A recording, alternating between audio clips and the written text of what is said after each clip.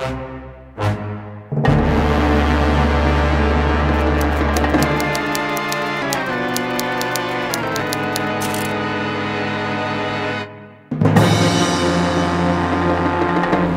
production of Carrie is acted by HND Year 1 Acting and Performance students, but it's supported by HNC Technical Theatre students, and they design the set, the lighting, create the sound, build it all, perform it in the sense of they operate the show.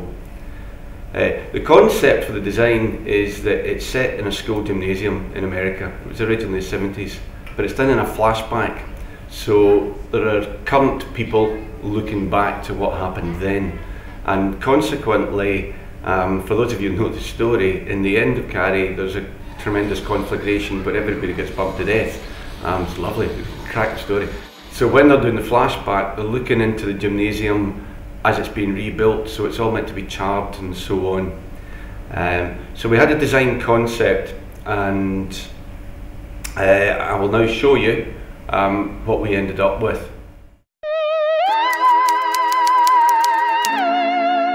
The design brief that we had then was we needed a gymnasium. We knew about that because that's where the bulk of it is set. We knew, and I'll tell you why later, that we needed a high area, and we knew we needed a separate area, which was Carrie's bedroom. This is the separate area that's raised over here, and importantly, we knew we had to have a door in. There's an awful lot of activity involves people coming in and out of the door. And that door that we built, which was a real technical challenge, the swing doors here, was meant to replicate the real doors that we had going in and out of the theatre, which were very similar to what we wanted.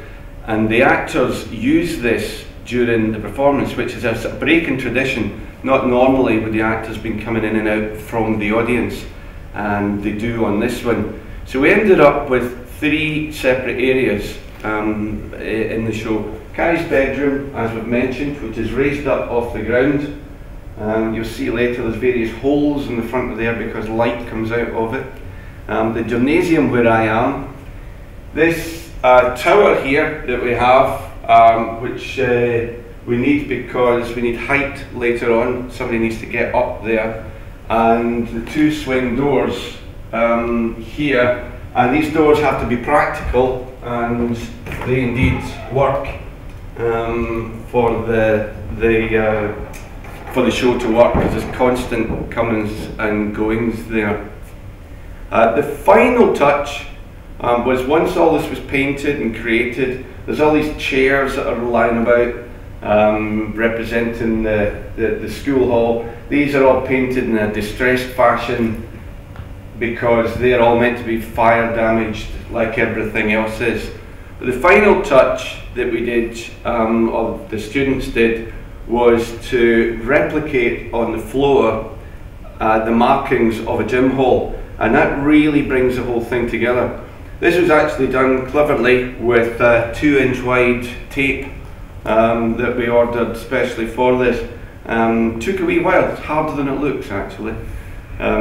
So we raised up the platform here. As I said, technically it's a real challenge to get these doors to work for the technical students, because people don't realise this, but when you're working on a flat stage that's open, we've got nothing to support the frame that holds the door, and so there's some quite cunning work involved in this, and it was really collaborative because I was trying to create something for it, the design students were, and Chris, our learning assistant, was contributing, and indeed one of the students made some great ideas to input into how we could make this work, and it does.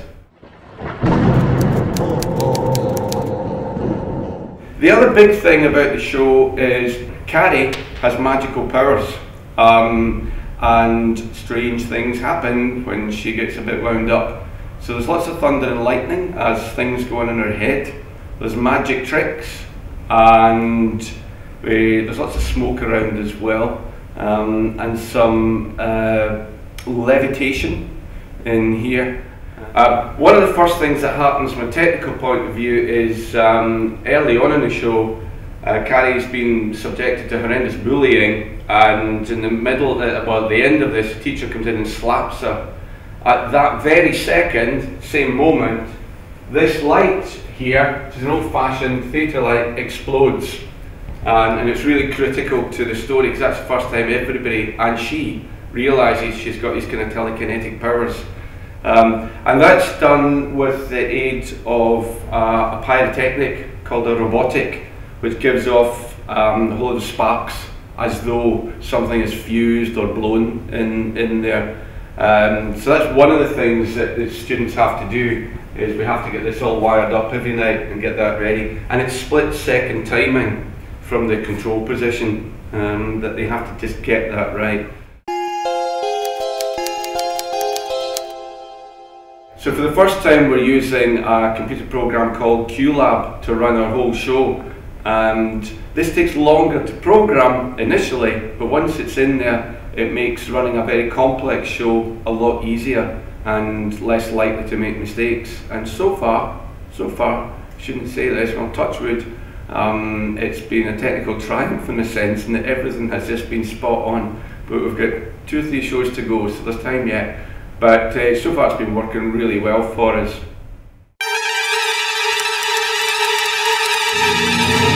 This is the set model that the finished set came from, and again it was by Anna Clark, one of the HNC students this year. And as we said earlier, she had a brief that had to be in a gym hall, we had to have a high area, and we had to have a separate area which was Carrie's bedroom, and working doors that the actors can come in and out. And so this was the model that we had finally, and what we ended up with was something very, very similar. There's a couple of minor changes. We decided we'd only need 1 set of steps up and down here, and the pictures of Christ here got changed to a cross, and there's a good reason for that, because that levitates during the show. And these are all the smashed up chairs which are lying at the side that actually come on and are used during the show. And this is representing a little lamp right at the beginning of the show, which blows up in effect, it blows out, as it were. So that's what that's the model that we had, and then when we pull back you'll see what we ended up with.